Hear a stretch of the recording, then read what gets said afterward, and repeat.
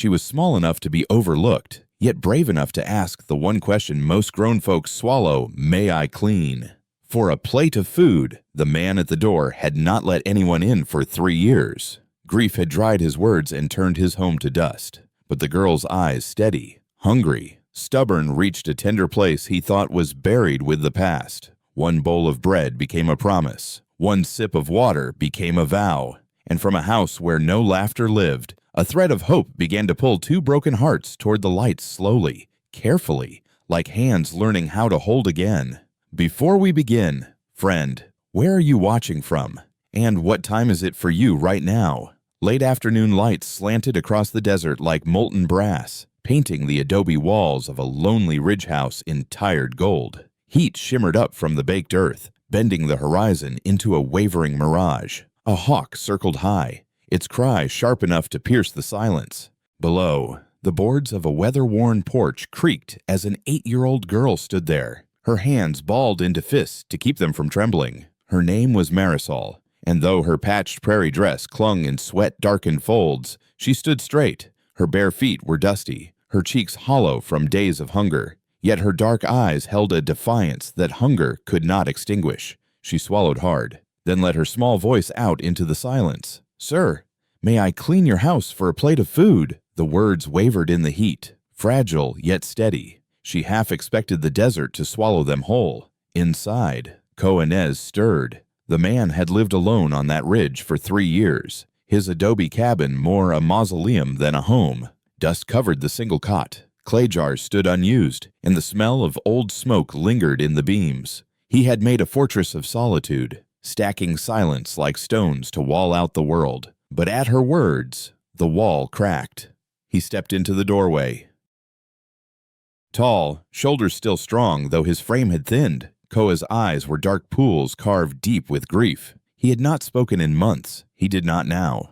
Instead, he looked at the girl and felt time collapse the same height, the same fierce tilt of chin as his daughter Suni, who had been taken by fire and riders marked with a serpent's seal. The sight was a blade turning in an old wound, yet Koa did not close the door. Marisol's gaze never wavered. Dust streaked her face, but her dignity was unbroken. That stubborn fire drew him forward. Without a word, he stepped aside, the boards groaning under his weight, offering her entry into the dim cool of his cabin. The girl crossed the threshold, and the smell of clay dust and disuse wrapped around her. She glanced about at the bare cot, the single blanket, the jars stacked neatly.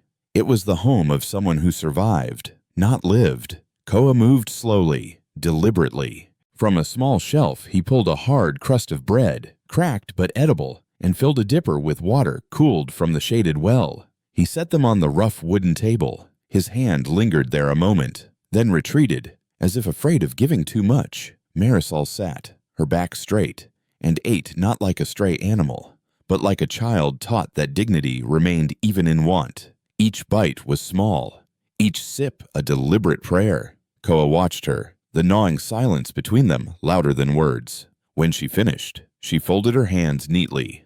"Thank you," she said, her voice steadier now. "I am ready to work." She found a rag without asking and pressed it against the window pane. Her arms moved in small, determined strokes, rubbing away the grime until streaks of desert light pushed through. To Koa, it seemed she was not just cleaning glass, she was forcing him to see again, polishing a mirror that reflected not only the world outside, but his own long-buried humanity.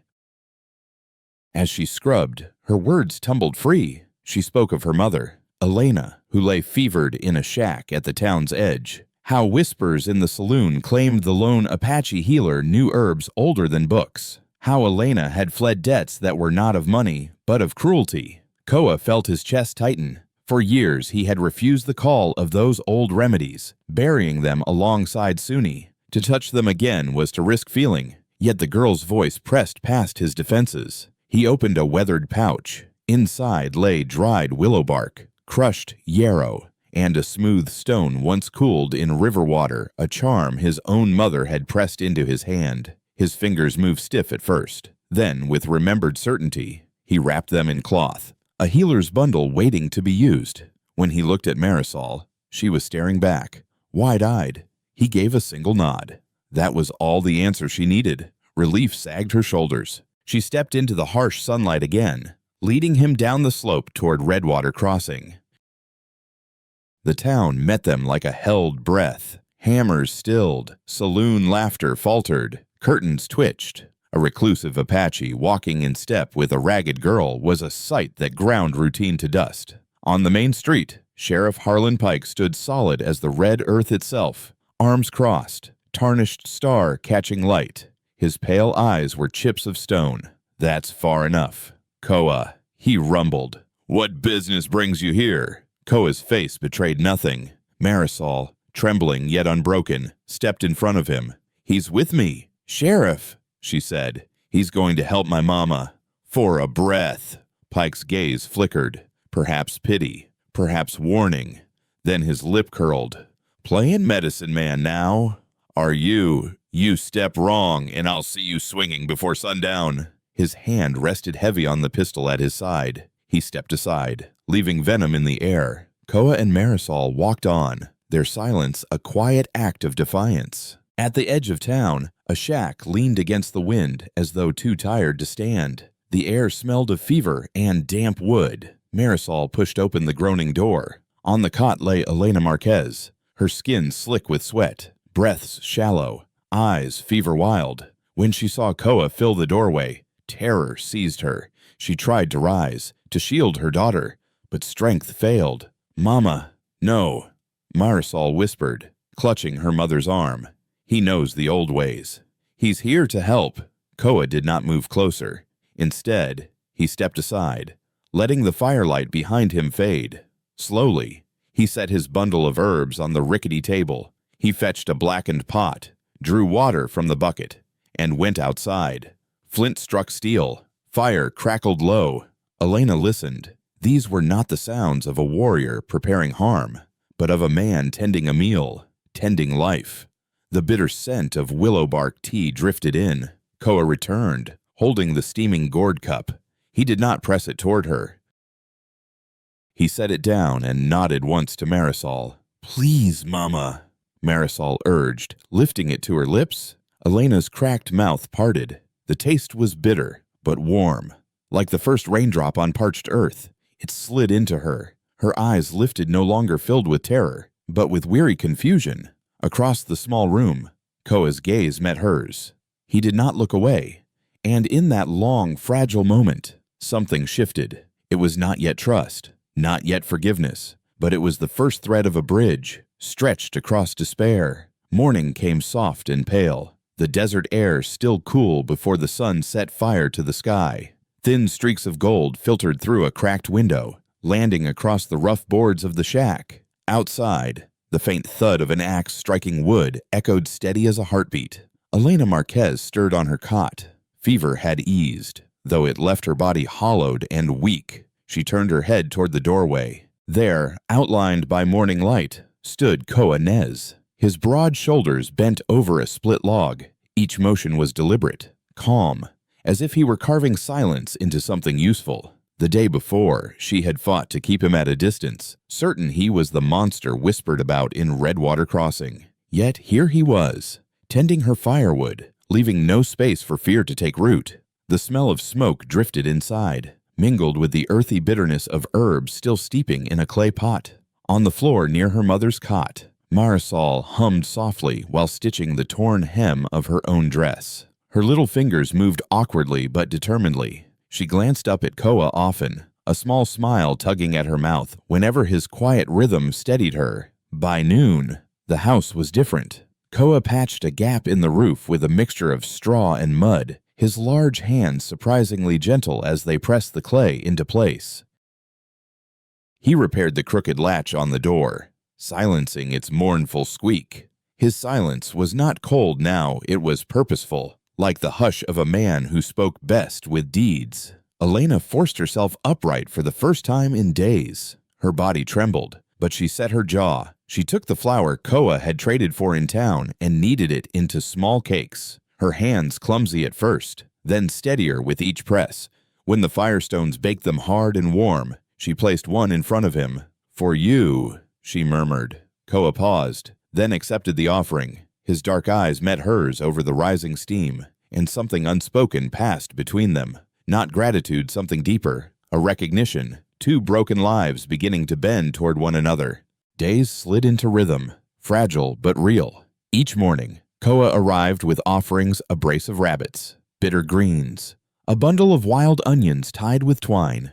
Some evenings he brought nothing but wood and his quiet presence, which was somehow more nourishing than food. Elena found her strength slowly. She mended clothes, ground corn, and once more took up the small domestic tasks that stitched dignity back into her life. For the first time in months, the air inside the shack carried the smell of real meals: rabbit stew simmering with wild herbs, ash cakes cracked open to release their soft warmth. Marisol bloomed under the change. She followed Koa like a shadow, asking endless questions: the names of plants, the stories in animal tracks, the way clouds foretold rain. Koa, at first reluctant, began to answer in low tones, teaching her the desert's quiet secrets. One afternoon he sat in the yard, whittling a piece of cottonwood. After an hour of patient carving, he placed a small wooden horse in her hand. Marisol's delighted gasp filled the air like a bell.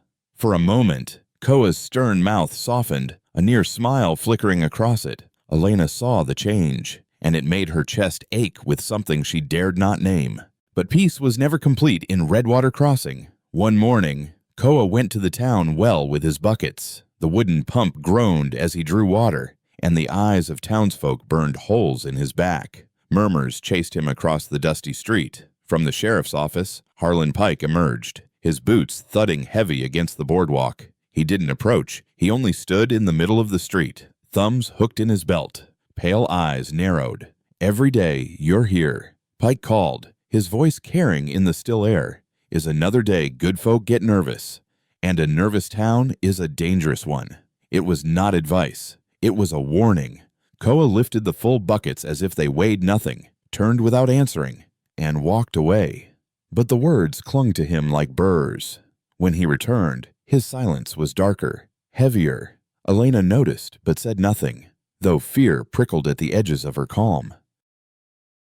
The turning point came on an afternoon when the air lay still and heavy, heat pressing down like a hand. Elena sat on the threshold, mending one of Koa's shirts with trembling but determined fingers. The steady scrape of his knife against a whetstone carried from nearby. Marisol played in the tall grass at the yard's edge, chasing grasshoppers, her laughter light and unbroken.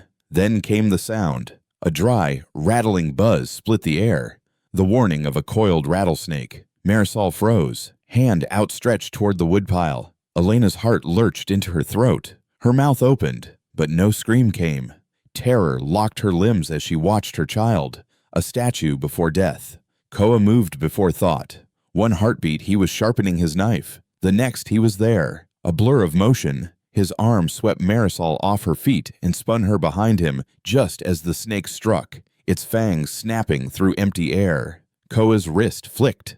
The knife he had been sharpening flashed once, then buried itself in the serpent's skull with a sickening thud. Silence followed, heavy, absolute. Marisol clung to his chest, trembling and sobbing, while Elena stumbled forward, tears streaming, her hands fluttering over her daughter. But her gaze caught on Koa. The mask he always wore was shattered. His eyes were raw, brimming with fear and grief. He was not just protecting her child. He was reliving the death of his own. For the first time, Elena saw the man beneath the warrior, not savage, not healer, but a father who had lost, and who had, by miracle, saved again. That night, when Marisol finally slept with the carved wooden horse clutched in her hand, the silence between Koa and Elena was no longer empty. She reached across the shadows and laid her hand lightly on his arm. "You are not alone," she whispered. The words were small, but they broke something wide open. Koa closed his eyes, and for the first time in years, allowed himself to believe they might be true. Evening draped itself across the desert in hues of purple and copper, the last sunrays stretching long shadows over the red rock ridges. Crickets began their chorus, stitching the silence with 1,000 tiny violins. The air, finely cooled, carried the scent of mesquite smoke and fresh bread baking on a flat stone. Inside the shack, warmth glowed from the small fire. Elena Marquez sat near the hearth, her fingers deftly stitching a torn sleeve while her daughter dozed on a folded quilt. Koa Nez knelt at the fire, turning a rabbit haunch over glowing coals, his movements unhurried, his silence no longer sharp with grief, but softened by routine. For weeks now, life had taken on a rhythm fragile, unspoken, but undeniably real. Morning meant Koa's steady arrival with offerings. Afternoons carried the sound of repairs, the creak of new roof patches, the rhythmic thud of split wood. Evenings became something they almost dared to call peace. And with peace, small miracles began to bloom. Marisol's laughter was the first, at first hesitant, like she had forgotten the sound, then louder each day until it rang bright through the yard. She shadowed Koa constantly, asking about every plant, every feather, every track in the dirt. He answered in quiet tones, naming desert willow, coyote spore, or the curved wing print of a hawk. One afternoon, he paused his work to carve again this time. A small coyote crouched mid-leap. He handed it to Marisol without a word. She gasped, running her fingers over its tiny details, then flung her arms around his waist. For a moment, Koa stiffened. Then, slowly, one broad hand rested against her back. Elena, watching, felt her eyes sting.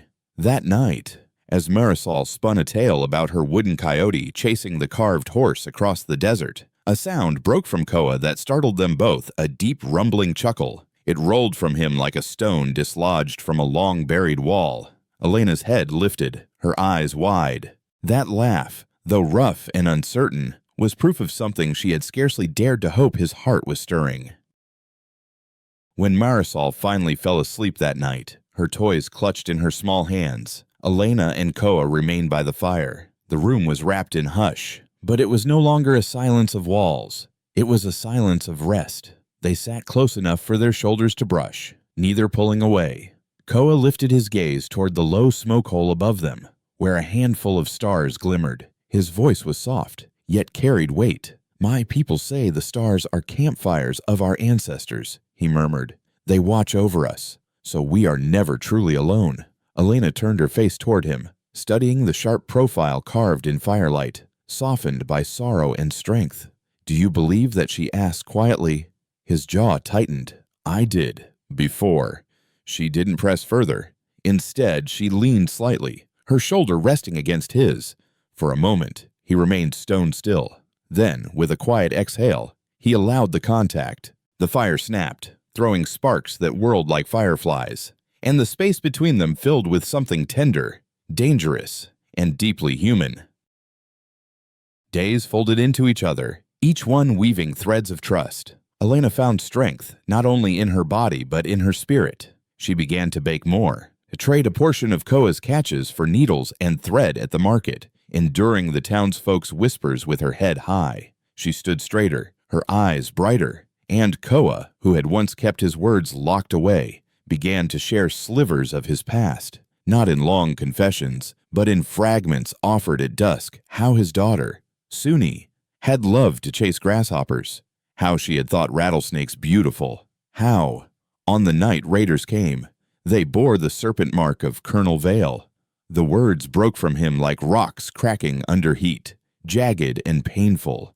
Yet Elena listened without flinching. Her hand would rest lightly on his arm, or she would meet his eyes without pity, only understanding. Her silence spoke what words could not.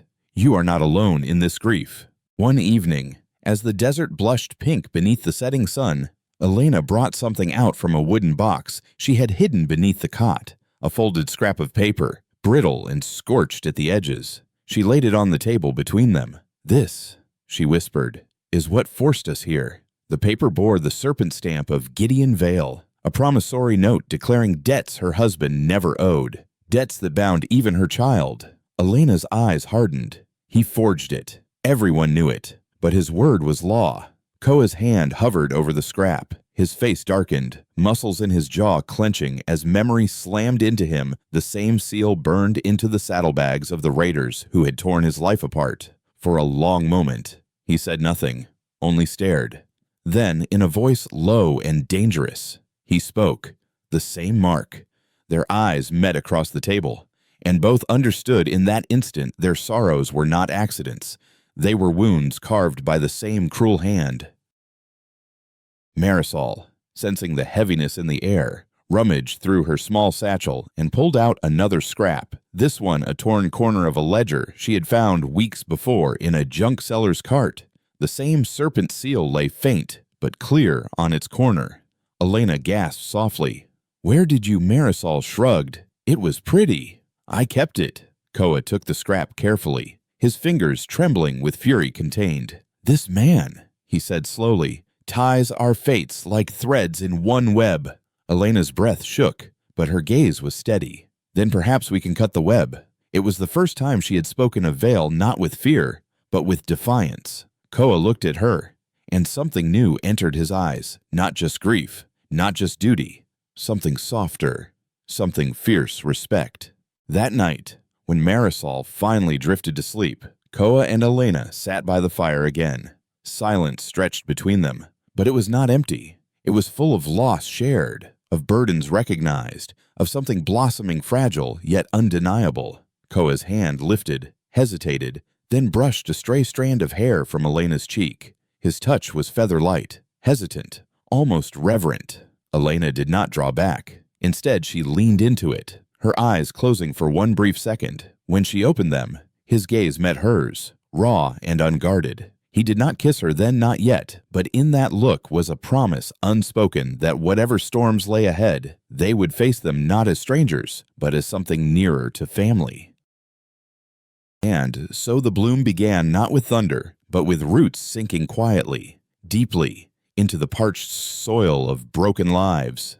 High morning glare poured like molten glass onto Redwater Crossing. Dust rolled down the main street, stirred by a lone rider whose polished boots and black hat set him apart from the local ranchers. The creak of his saddle silvered against the hush that fell as he passed. Children stopped playing, merchants paused in their counting, and the town itself seemed to draw a breath and hold it. The rider was Jed Mercer, Colonel Vale's tracker. His reputation stretched further than the canyon's eyes, sharp as a hawk, hands steady as a coiled whip. He rode not like a man visiting, but like one inspecting his own property. When his gaze swept across the street, it snagged first on Coanez, then on Elena Marquez, and finally, it lingered far too long on Marisol. Elena's chest tightened. A shiver crawled her spine, not from the heat, but from memory whispers of men who had pursued them before, men with serpent seals pressed into their saddlebags. She dropped the flour sack in her hands, scattering white across the boards. Her lips parted, her face drained pale. Koa saw it. He stepped forward, placing his broad frame between Elena and Mercer. His voice, low and edged with command, reached her without needing volume home. "Now!" Elena obeyed instantly, clutching Marisol's hand, her steps brisk, just short of a run. Behind them, Koa's gaze locked with Mercer's across the dust-choked street. No words passed, only the silent recognition of two predators who knew their paths would cross again. Back at the shack, the air was thick with dread. Elena paced, her skirts twisting around her ankles, her hands shaking as she folded and refolded the same bundle of cloth. "He'll tell Vale," she whispered, eyes darting. "He'll come for us. He won't stop until—" She looked to Marisol and could not finish. Koa's face was carved of stone. He set his knife down and gripped Elena's shoulders, firm but steady. He will not touch her, he vowed. It was not comfort, but iron. At first light, we leave. My people's stronghold. Sky Mesa. They cannot reach us there. Elena swallowed hard. Leaving meant abandoning the fragile roots they had set, the little garden of peace they had coaxed from dust. But the look in Koa's eyes left no room for doubt. Their season of rest was over. They packed what little they had, bread wrapped in cloth, dried rabbit meat, the small carved horse and coyote Marisol would not let go of. Outside, the wind carried the faint toll of a blacksmith's hammer, but even that familiar sound seemed uneasy, brittle. As night fell, they sat in the dim shack with their bundles by the door, listening to every groan of the boards, every sigh of the wind. Then it came, a soft, deliberate creak of the porch floorboard. Not the wind, not chance. A footstep. Elena froze. Marisol's hand clamped in hers.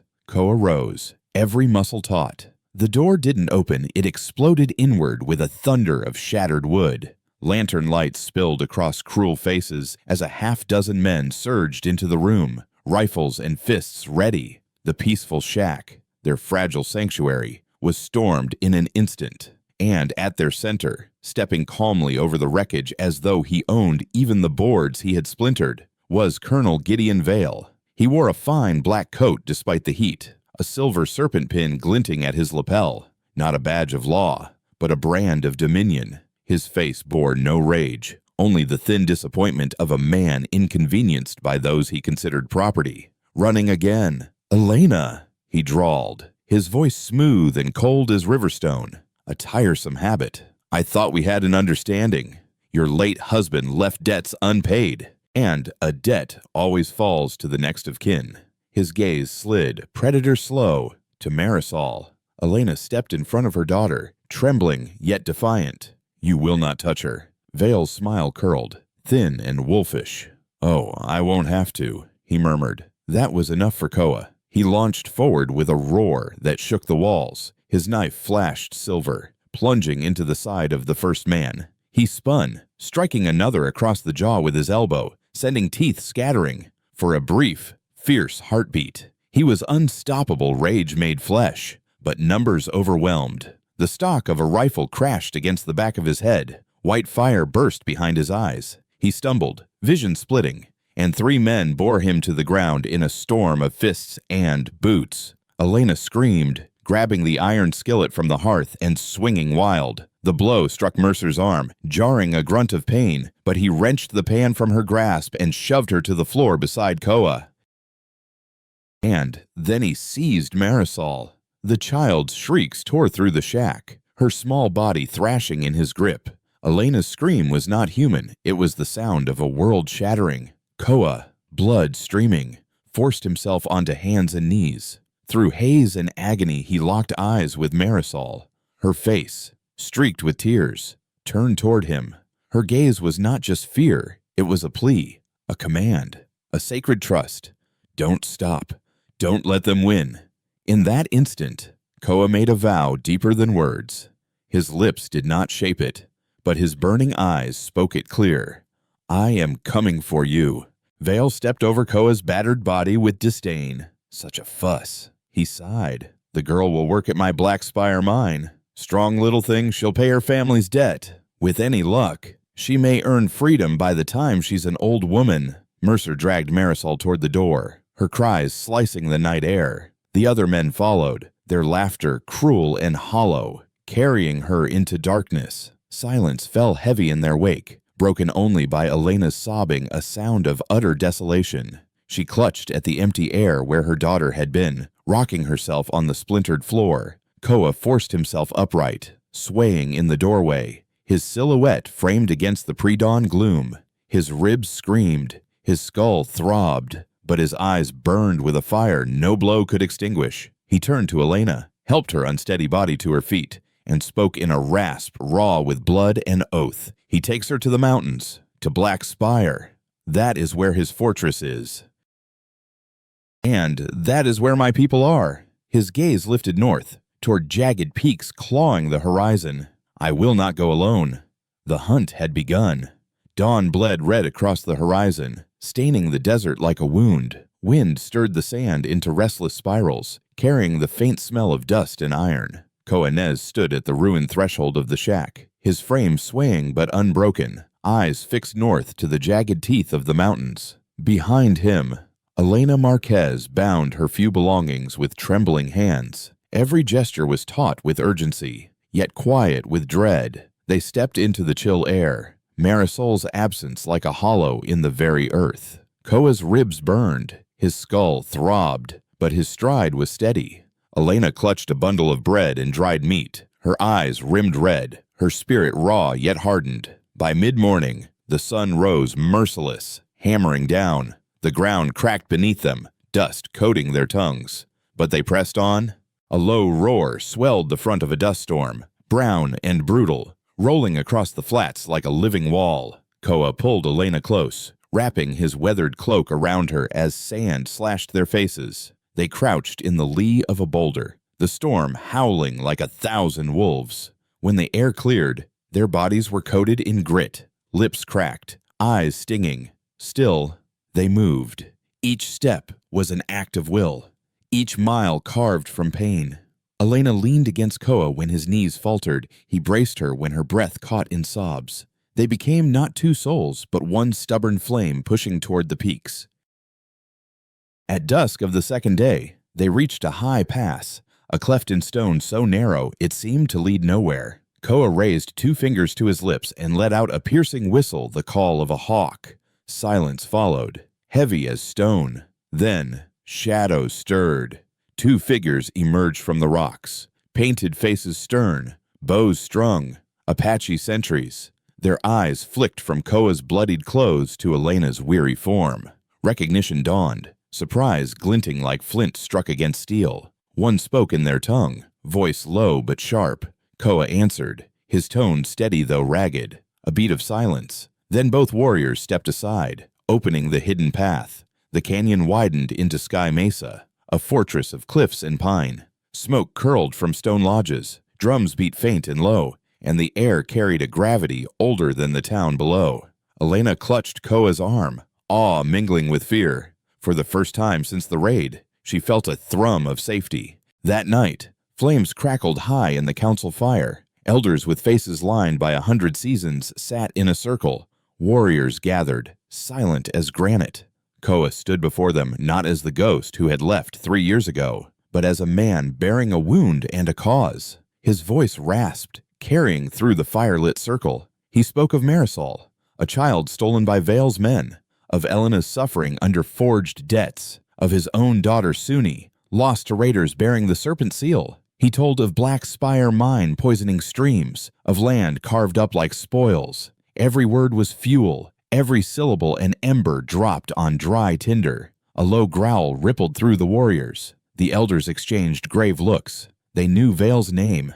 They had felt his reach. When Koa finished, silence held deep, waiting. Then the eldest, his hair silver as snow on stone, rose. His voice was like thunder across canyon walls. "Your daughter is our daughter," he declared. "This poison has stayed too long. We will cut it out." Warriors rose as one, a river of resolve and steel. Drums thundered, echoing into the night. Later, Elena was led into a low lodge by a matriarch whose eyes seemed to see through bone to spirit. The woman placed the scorched scrap of ledger Marisol's find over the fire. Heat teased out hidden ink names, dates, debts that never were, all branded by Vale's serpent seal. It was always lies. Elena whispered, her throat tight. The matriarch tore strips from Elena's own dress hem, weaving them into a narrow sash. She tied it with deliberate hands, then placed it in Elena's palms. "Carry your courage," she said. "Not all battles are fought with blades." Elena bowed her head, clutching the sash. For the first time, she felt not only fear, but a rising strength. Outside, snowflakes drifted, delicate and sudden, the first storm of the mountains, christening what was to come. By the fire, Koa planned with the warriors. The raid would not be a battle, but a ghost storm strike swift, silent, unseen. Cut horses loose, set small fires, spread confusion, free the captives, and end Vale's hold. Elena sat close by, her sash tied firm at her waist. She listened, absorbing every detail. Fear gnawed her, but alongside it, something steadier stirred resolve. When Koa's eyes found hers across the fire, the flames reflected there were not only his. She nodded once, slow and deliberate. It was not a plea, not surrender. It was a pact. That night, beneath a sky raw with stars, Koa stood at the mesa's edge. Wind tugged at his braids, cold and sharp. He thought of Marisol's eyes when she had been torn away, the desperate plea burning there. He thought of Suni, laughing once among grasshoppers. His chest ached, but for the first time in years, the ache was not hollow, it was a weapon. Elena stepped beside him, her shawl wrapped tight, her breath white in the chill. "Do you think she knows?" she asked softly. Koa did not look away from the stars. "She knows. Children always know who will come for them." They stood together in silence, 2 figures etched against the vast night. the fire behind them casting long shadows, the mountains ahead promising both blood and redemption. At dawn, the warriors painted their faces. Arrows were sharpened, blades whetted, moccasins laced for silence, horses stamped, eager and restless. Koa strapped his knife to his side, then fastened the woven sash Elena had been given across his chest. His eyes, when they met hers, were dark, steady pools both promise and vow. Elena's hand trembled as she brushed the carved wooden horse from Marisol's satchel, now tied to her own belt. "We'll bring her back," she whispered, almost to herself. Koa's voice, low as stone breaking, answered, "We will." The drums beat once, then twice, echoing through the canyon. The ghost storm was ready. Moonless night lay heavy over the canyon. The cliffs of Black Spire rose jagged. Their red stone turned to ink in the dark. Torches sputtered in the mineyard, casting restless pools of light that only deepened the shadows. A silence spread across the ridges, deep and expectant. Even the coyotes stilled, and then the silence moved. From the heights above, Apache warriors flowed down like smoke, moccasins whispering over rock. Knives gleamed once, then vanished again. As sentries slumped without sound, horses, startled by sudden hands, were cut loose. Their panicked screams split the air as they stampeded, scattering dust and confusion through the camp. Flames kindled in haystacks small, quick fires that licked upward, throwing guards into disarray. In the chaos, Coanez was already inside the compound, his broad shoulders pressed against shadow. His eyes were locked not on the fleeing men, nor the torches, but on the largest house by the yard, a place of iron locks and barred shutters. His daughter's memory guided him as surely as the stars. If they kept Suni in the dark, they will keep Marisol there too. He slipped inside. The corridor stank of coal dust and sweat. He passed stacked crates, the low moan of a mule. Then as he found it, a heavy oak pantry door, iron barred. From behind came a muffled sob. His chest clenched. With one fierce kick, the wood splintered. The sob turned to a gasp. Koa, her voice thin, trembling, but alive. Marisol huddled against a sack of potatoes, cheeks streaked, eyes wide. For a heartbeat she stared as if disbelieving. Then she flew into his arms, small hands clinging like roots to stone. He held her tight, burying his face in her hair, breathing the living proof that his vow was not broken. "You came," she whispered. "I said I would," he rumbled, voice breaking. Shouts erupted outside. The camp was aflame with panic now. Men running, horses bucking. Koa turned with Marisol held close against his chest and strode for the door. But a figure blocked his path. Colonel Gideon Vale stood in the yard, coat torn, face twisted in rage. In his hand gleamed a pistol, its barrel shaking with fury. Thief Vale roared, spittle flashing in torchlight. "You dare steal my property!" Koa's body shifted. Marisol clutched in one arm. Even burdened, he moved like a striking mountain cat. His free hand lashed out, catching Vale's wrist in a bone-breaking grip. The pistol clattered away, vanishing into dust. For the first time, stripped of weapon and men, Vale looked nothing like power. His eyes, pale and frantic, showed fear, the raw terror of a man who had never fought his own battles. But the danger was not gone. From the side, another figure lunged Jed Mercer, his knife gleaming. Elena Marquez appeared then, rushing with a warrior cell at her back. She stood square in the torchlight, the woven sash tight across her waist, her hand steady even as her heart hammered. Not another step. She hissed. Mercer sneered, blade flashing. Yet his smirk faltered when he saw her eyes clear, defiant, sharpened by a mother's fury. Behind her, one Apache warrior loosed an arrow that sang past Mercer's ear and buried itself in a post. The tracker stilled, then slowly lowered his blade, recognition dawning that this night did not belong to him. Meanwhile, shouts rose from the mineyard. Elena lifted a canvas bag that had spilled from an overturned coal bin. Its stitching split under her fingers, revealing neat stacks of army payroll notes, stamped and dated years old, stolen and hidden. Her voice rang across the yard. This was never about debts. Vale's wealth was stolen from the very law he claimed to serve. The words hit like powder on flame. Guards who had fought for coin faltered, eyes darting, resolve crumbling. Some dropped weapons and fled into the canyon dark. Vale sagged in Koa's grip, his power unraveling. His serpent pin was torn from his coat and flung into the fire. The battle ended not in thunder, but in collapse. The compound cracked apart, its men scattered. The last of the prisoners' gaunt miners. Chained workers were freed. Flames consumed Vale's banners. The serpent's dominion was ash. Koa carried Marisol from the wreckage, her face buried in his shoulder. Outside the gate, beneath the pines, Elena waited. When she saw them emerge from shadow, whole and together, a sound of pure relief tore from her throat. She ran, arms outstretched. Koa lowered Marisol into her mother's embrace, then stood beside them as both clung to each other, tears mingling. For a long, precious moment, all three became one knot of breath and heartbeat, unbroken at last. But the night had one more reckoning. Bound with rawhide, Vale was dragged before the Apache council fires, his fine coat in tatters, no longer a master, only a captive. His mouth worked, spitting threats, then bargains, then pleas, but none carried weight against the tide of justice. Koa stood behind Elena and Marisol, his hand resting lightly on the girl's shoulder. He did not need to strike. His vengeance was not the death of Vale, it was Marisol's trembling smile, alive and free. It was Elena's hand, firm in his. It was the knowledge that the serpent could not coil forever. By dawn, smoke from the smoldering mine drifted skyward like a funeral shroud. The mountains breathed clean air again. Warriors melted back into the ridges, their ghost storm complete. In the hush of pine and snowmelt, Koa, Elena, and Marisol sat together, wrapped in one blanket. The girl slept at last, safe between them.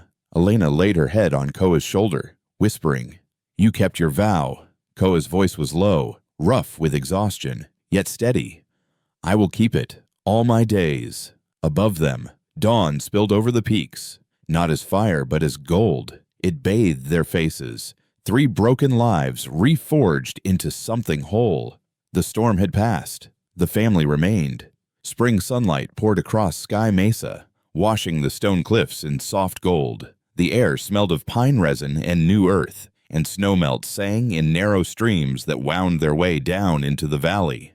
Where once there had been only silence and grief, life now moved with rhythm. Laughter of children echoed against canyon walls. Smoke curled gently from sturdy lodges, and the pounding of looms carried from one hut to another. For Elena Marquez, the days became woven with new purpose. She rose with the women of the tribe, hands calloused from learning the art of weaving thick, patterned blankets. Her stitches were clumsy at first, but the older women smiled, guiding her fingers until her hands began to follow the rhythm of the loom. At night, she would lay her finished strips across her daughter, whispering, "We are not only surviving, we are making." Marisol thrived more quickly than anyone. She ran among children her own age, trading Spanish songs for Apache words, her voice bright and clear. Her little carved horse and coyote, worn smooth from so much handling, were shown proudly to new friends. She laughed often, now full-bodied laughter that rolled free of hunger, fear, or hiding. The weight she once carried in her gaze lifted. The girl who had once bargained for food with cleaning rags now darted barefoot across the mesa with the wild joy of belonging. And Coanez, once silent, once entombed in sorrow, was changed too. The shadows of his past did not vanish, but they softened, taking their place among the ancestors rather than haunting his every step. He stood again as a protector, a father, and slowly, as something more. One evening, word reached Sky Mesa U.S. Marshals had entered Redwater Crossing.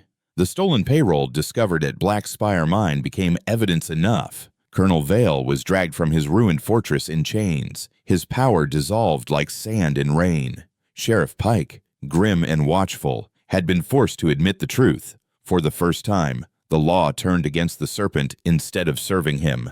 Elena heard the news with a trembling exhale, her shoulders sagging under a relief so sharp it felt almost like pain. She no longer had to glance over her shoulder expecting Vale's men. Her daughter's nights would not be broken by footsteps on the porch, but she did not dream of returning to Redwater. That life, those streets full of whispers and suspicion, were no longer hers. Sky Mesa was home now. That spring, the Apache people honored their allies. By the fire, they welcomed Elena and Marisol not as outsiders, but as kin. One matriarch laid a beaded sash across Elena's shoulders. Children sang around Marisol, giving her a new name in their tongue, Little Flame, for the way her spirit burned, even in hunger. Koa received no title. He needed none. He stood in the fire's glow, the quiet man who had once vanished into exile, now returned as father and husband in all but word.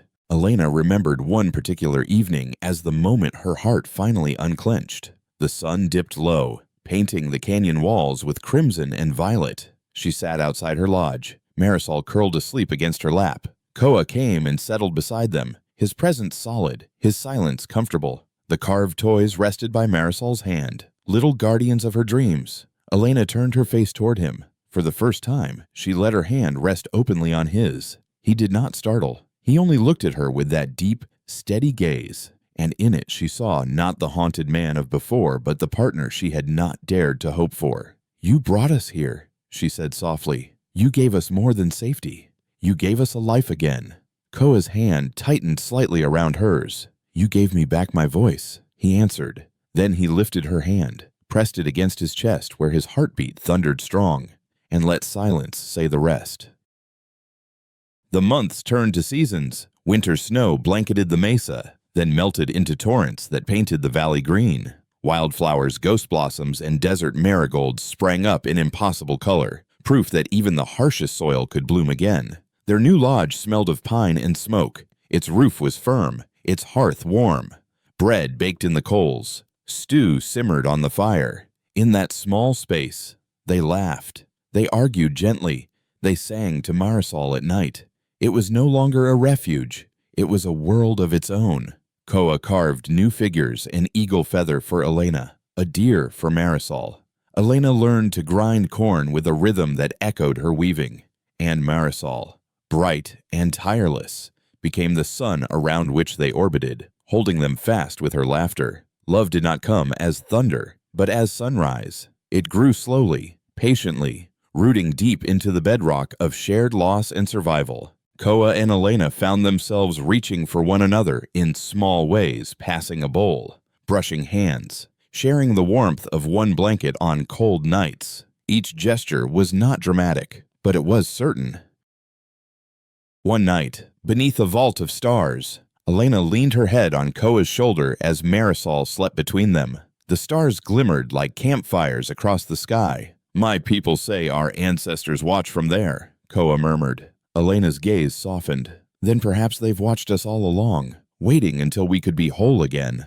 For a long moment, the two sat silent, their breaths mingling in the cool night air. The fire popped. Marisol stirred in her sleep, and Koa's hand found Elena's. He held it as though anchoring not only her, but himself, to the world that had once seemed so empty. The morning after, light poured across Sky Mesa, golden and forgiving. Marisol tumbled from her blanket, hair wild, cheeks flushed with health. Elena laughed, rushing to catch her. Koa watched, and for once, his face was not stone. A smile unhurried, unguarded broke across it. They had become what none of them thought possible, a family forged in fire, made whole by love. And in the hush of that mesa morning, with pine-scented air filling their lungs and the sun rising steady, they knew this was not an ending, but a beginning. A life with room for mourning, for laughter, for healing, for love.